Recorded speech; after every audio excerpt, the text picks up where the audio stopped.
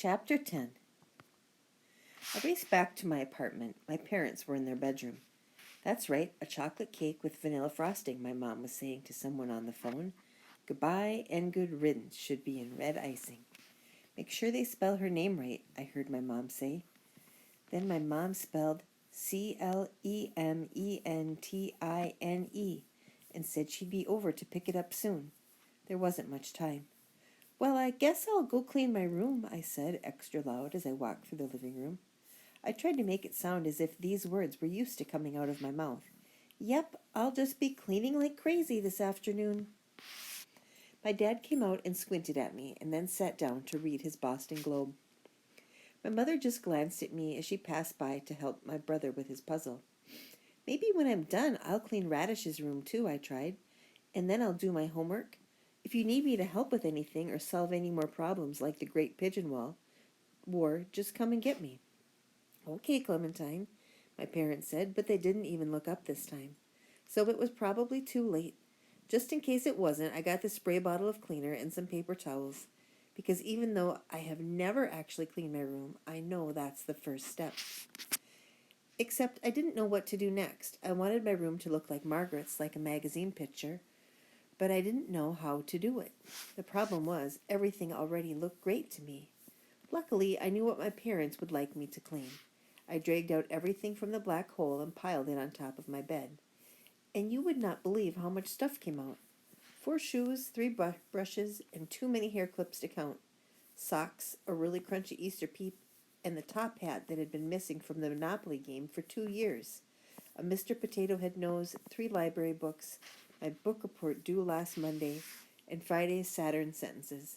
Some more socks, a Halloween mask, the skirt I pretended I lost, 2 flashlights, a mitten, a green plastic trapezoid, taking it easy in the Everglades snow globe, half a button, Polka Dotty's favorite rubber mouse, Mom's yoga video, and Dad's needle nose pliers, 45 cents, even more socks. I got the things all piled on my bed, and even though they looked fine to me, I started to clean them. I squirted everything with lots of cleaner and rubbed hard with paper towels. I squirted and I rubbed all afternoon. It started to get dark outside, but nothing got cleaner. Everything just got wetter and covered with clumps of wet paper towel. Suddenly my eyes were crying and they wouldn't stop. And that's when my parents came in. I just got some cleaner in my eyes is all, I told them. I'm doing really great cleaning up my room. But even I didn't believe that. Okay, fine, I said, wiping the tears so I could see how mad they were at me. I am sorry, sorry, and I won't be like this anymore. Like what, Clementine? My mom asked. What are you talking about? Like whatever you don't want, I said. I won't talk so much. And I'll clean up my room for real, and I will think about the consequences before I do stuff. And I won't do stuff anyway, and I will never lose my homework. Because I will never lose anything, and I will sit so still you will think, hey, is that Clementine or just a statue of Clementine? And I will never bring another note home that says, Clementine had a difficult day at school today. And I will bring hundreds of notes home that say, wow, Clementine certainly pays attention in school, and the underneath of my bed will look like the underneath of normal people's beds. And my hands will always be where they belong, and I will take piano lessons again. But this time I will sit on the bench the whole time, and then I ran out of air. I took a big gulp. I won't be like me anymore, and then I'll be the easy one too, as easy as celery.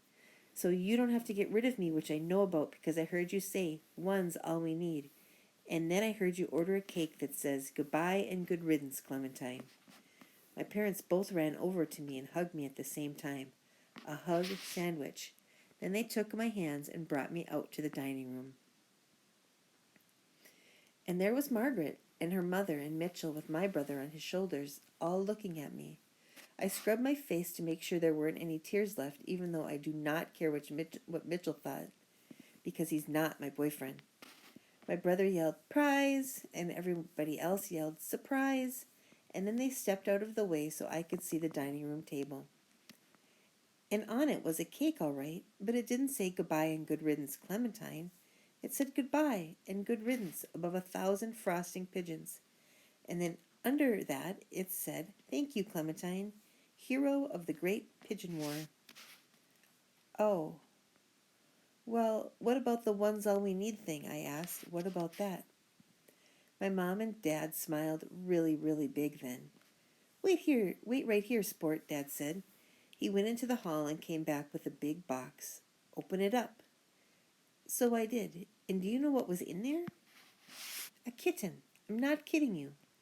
There was only one left, Dad said, and we told them one's all we need. I lifted the kitten out of the box and took him into the bathroom to get him a name. Right then I found the most exquisite word. I held him up to my cheek and told him his name, and he started to purr, which filled up a space in my ears that had been empty since Polka died. When I came back out, I saw Margaret wanting to touch my kitten, and I saw her tell her hands to be quiet about that because he was mine and he was new. I wanted to say, the rule is no touching my kitten because it's the rule, but I didn't. Instead, my mouth opened up and said, Want to pat moisturizer, Margaret? Which was a very big surprise, let me tell you. We know it's not the same as having Polka Dotty back, my mom started. He's different, my mom said. I know, I told him. He's perfect. Then I looked up and saw that everything else was perfect too.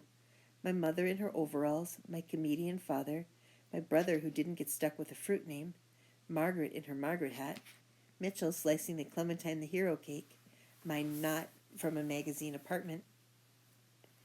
So when Margaret's mother came over and said, Tomorrow after school I'm taking both you girls to my hairdresser to fix up these haircuts, I almost said no thanks because I didn't want to change a single thing. But she was smiling at me and that looked perfect too. So I smiled back and said, Great. And then I passed out the cake and I was extremely polite because I served everyone else a slice first. And then at the very end I took one. Two. Okay, fine.